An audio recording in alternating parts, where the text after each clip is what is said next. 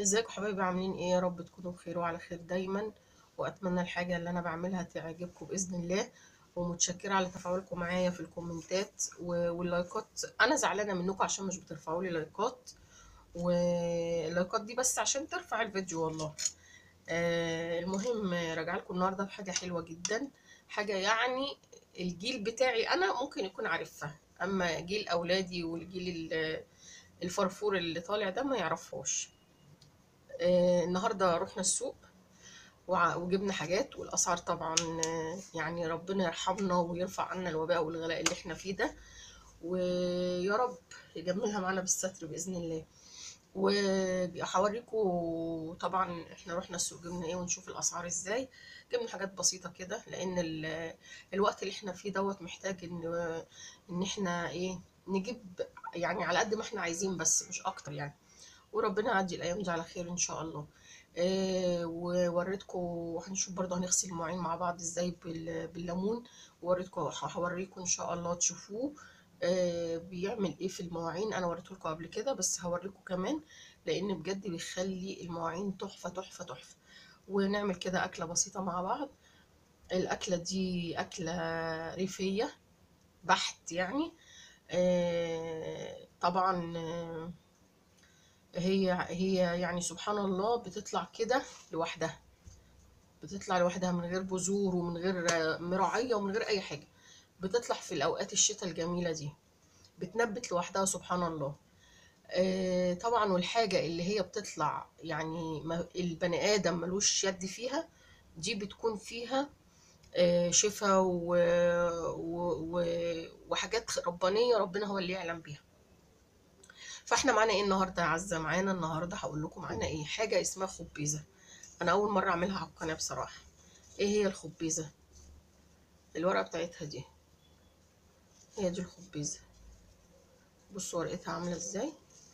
دي بتتباع مع الفلاحين في السوق، او لو انت عندك ارض بتلاقيها طالعه في وسط الزرع كده سبحانك يا رب. زي ما انتوا شايفين طبعا انا غسلاها، تتنقع كويس وتتغسل كويس زي الملوخيه بالظبط كذا مره. ماشي. هي دي الخبيزه. دي الخبيزه. تمام. فاحنا جبناها اهي وغسلناها ونضفناها. هنعمل بقى ايه؟ هقول لكم هنعمل ايه. دوت بصل طبعا انا محمراه، ودول معلقتين رز. في ناس بتحط لها فريك ذره، وفي ناس بتحط لها اللي هو الفريك الغله. انا يعني على حسب. يعني ايه انا بحط لها، يعني كنت بعملها كده. بس قالوا لك ايه، قالوا لك طبعا والدتي ربنا يديها الصحه قالت لا، الرز والحاجات والفريك والحاجات دي بتديها طعم. تمام. وطبعا معايا السلق. السلق زي ما انتوا شايفين ده تفريز مفرزاه. بصوا اتفرز ازاي. التفريز دوت بيفضل معاكي من السنة للسنة، لا بحطه في مية مسلوقة ولا بحمره ولا حاجة. اهو زي ما انتوا شايفين كده. وطبعا معايا حبة كزبرة خضراء، معايا حبة بصل او بصلاية صغيرة، معايا فصين توم مش اكتر من كده. وطبعا الملح والفلفل ما تنسوهوش. ماشي. و... وملح وفلفل وكمون بس، لان هي حاجه ربانيه مش محتاجه بقى نحط بهارات ونحط مش عارفه ايه. ده الاكل المصري القديم من قديم الازل، او من قديم الزمن. ليه كنا بنقول اجدادنا واجداد اجدادنا كانت صحتهم اقوى من اللي احنا فيه دلوقتي؟ لانهم كانوا عايشين على خير ربنا ده. كانوا عايشين على الخير ده، لا يعرفوا كيماوي ولا يعرفوا الحاجات البلا الازرق اللي هو طالع اليومين دول. فبصراحة ربنا يديمها نعمة. ونشوفها مع بعض كده هنعمل ايه. انا هخرطها لان انا بصراحة ما عنديش اللي هو المفراك اللي هو بيبقى عبارة عن خشبة وفيها زي علامة اكس كده، بيبقى فيها ده المفراك. انا ما عنديش المفراك، فانا هعمل ايه. انا هعملها معلش عشان عارفين البرد اللي عندي. هعملها معاملة الملوخية. فمعاملة الملوخية ازاي؟ وبصي بقى، لو عندك شوربة دي بتبقى يعني مميزة جدا، وبيبقى طبعا طعمها تحفة. لو ما عندكيش شوربة ممكن تعمليها على حبة مية وتحطي معاها. انا هحط طماطمية كمان مع البصل اللي انا حطاه ده. تحطي طماطمايه وتبشري بصلايه وطماطمايه وتحطيهم في الميه، عملتي شوربه حطيتي فيها. اما لو عندك عندك بتاع ده شوربه، يبقى جميله جدا. انا عن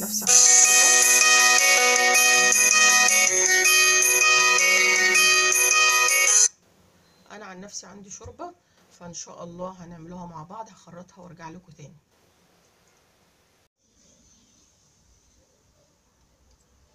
تعالوا حبيبي نغسل بقى حبة المواعين دول مع بعض ونشوف هنعمل ايه.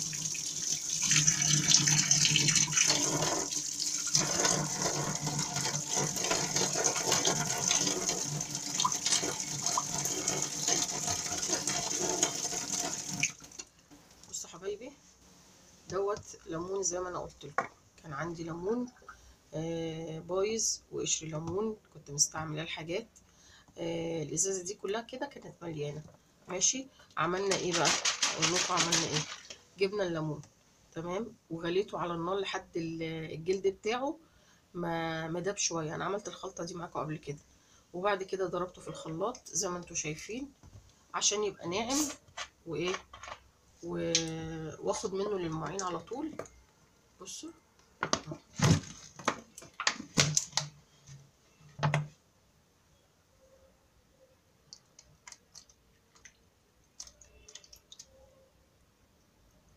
شايفين ناعم ازاي. هنحط عليه بقى المسحوق دلوقتي.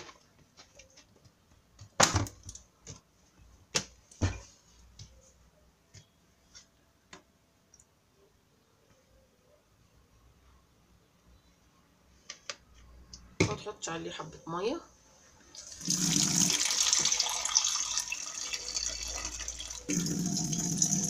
ومعايا السكر ومعايا البيضة. هناخد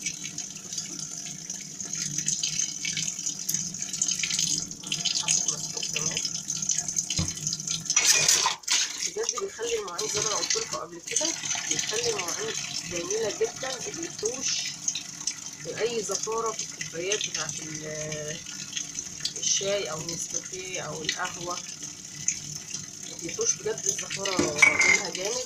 وكمان بيخلي معاكي الألمونيا والاطباق كمان جميلة جدا.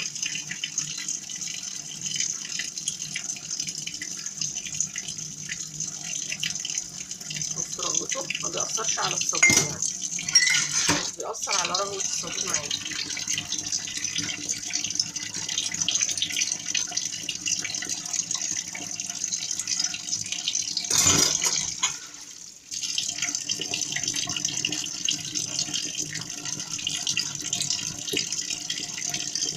هوريكم دلوقتي عملت الكوباية الإزاز دي.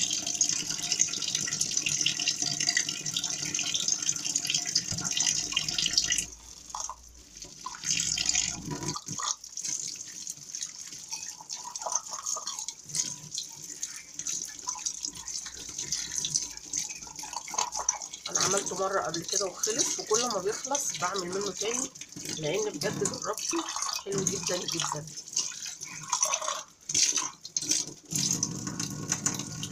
كريستال وريتها لكم انا قبل كده. بصراحه وصفه جميله جدا جدا.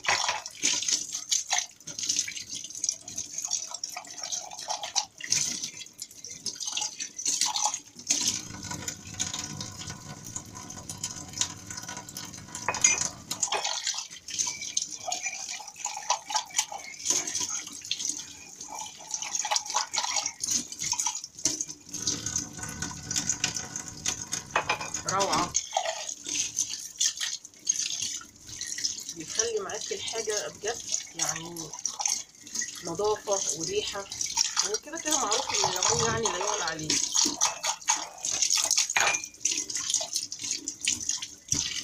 تعالى اوريكم في المعالق. بصوا شايفين المعالق شكلها ايه؟ هيلمعها دلوقتي، هيخليها كأنها لسه جايه.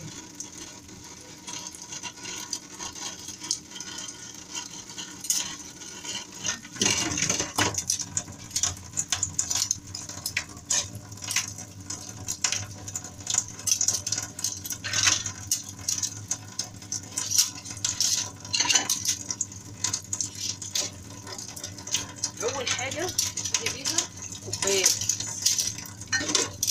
عشان ما تلقطش اي اكل من ريحه الاطباق.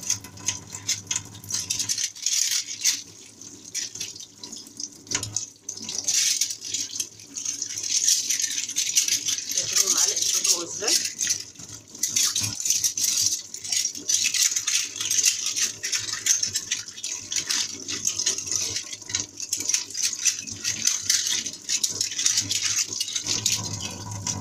ادي معانا.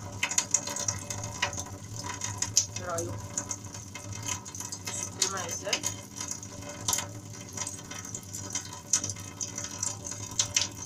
يلا جربوها بقى وقولوا لي ايه رايكم. نكمل بقى بقيه المواعين وارجع لكم تاني ونشوف هنعمل ايه النهارده.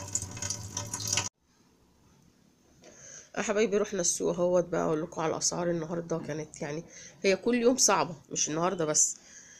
جبنا سبانخ التلات ربط زي ما انتوا شايفين، التلاتة ب5 جنيه. والكيلو بزلة الكيلو ب15 جنيه. والتلات ربط لفت التلاتة ب5 جنيه. مش عارفة هم معلقين على 5 جنيه ليه. والكيلو الطماطم ب4 جنيه. حاولي بقى خزني اليومين دول، اللي مخزنش طماطم يخزن. وبصل الكيلو ونص ب10، وكرنباية ب10، وخضرة الربطة بنص جنيه. الأسعار بجد يعني ربنا يرحمنا والله. الواحد بقى راح السوق والأسعار بجد ربنا يتولانا برحمته يا رب. يلا حبايبي نشوف هنعمل ايه تاني بإذن الله. يا حبايبي الخبيزة بعد ما خرطتها زي ما انتوا شايفين كده، انا خرطتها بالمخرطة زي الملوخية بالظبط. يعني انا كده عملتها معاملة الملوخية اهي. وفصين الثوم والبصلة، وهنحط طماطمية دلوقتي، والملح والكمون والفلفل والكزبرة، مفيش ازيد من كده. وطبعا البصلة والرز اللي احنا محمرينهم من الاول. وحاطه الشوربة على النار، هي بتاخد كوباية شوربة او كوباية ونص على حسب الكمية اللي انت عاملاها. هنشوف بقى هنعمل ايه مع بعض. اهي يا حبايبي الشوربة زي ما انتوا شايفين اهي. حطيت فيها بشرت فيها البصلة والطماطمايه وخرطت فيها التومة. وهنحط طبعا الملح، وهنحط الملح والكمون والكزبرة والفلفل زي ما انتوا شايفين كده. ونقلب وننزل بالخبيزة. بجد لونها اخضر وجميل. مش هنكتر ومش هحطها كلها، لان هما قالوا لي امي بقى ربنا يديها الصحه قالت لي ما بتشربش ميه. زي ما انتوا شايفين اهي بتخر ميه اهي.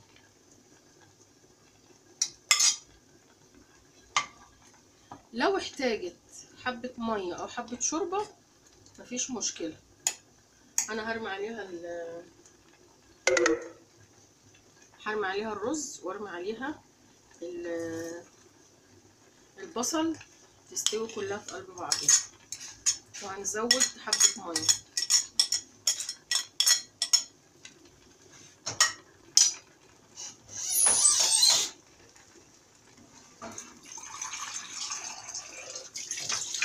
عشان طبعا الرز هيحتاج ميه.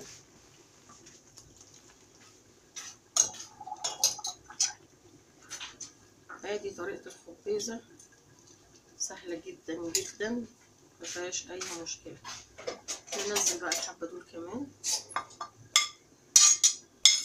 طبعا هي فوايدها جميلة جدا. لو عملتي سيرش على النت هتعرفي قد ايه فوايدها.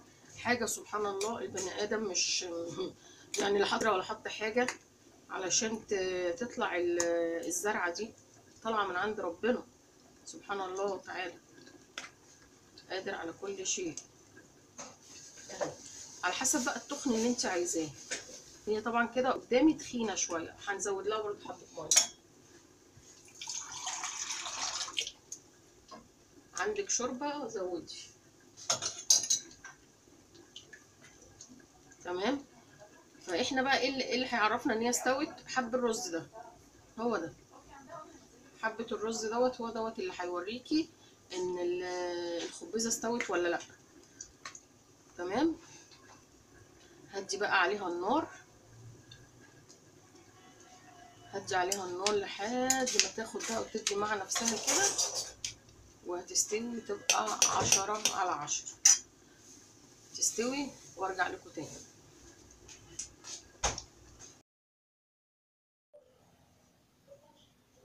حبايبي رجعت لكم بعد الخبيزه ما خلصت، زي ما انتم شايفين بجد يعني تحفه جدا جدا.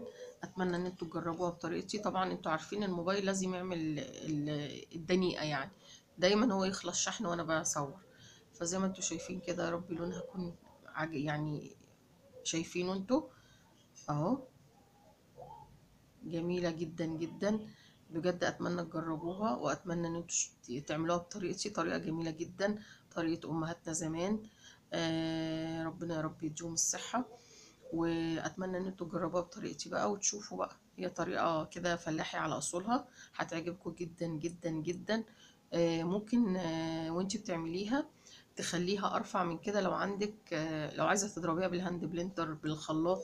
بس انا بصراحه انا كده عملتها معامله الملوخيه، وانا مخليها تخينه كده لان انا ايه، هاكلها بالعيش، هي ما تتاكلش غير بالعيش.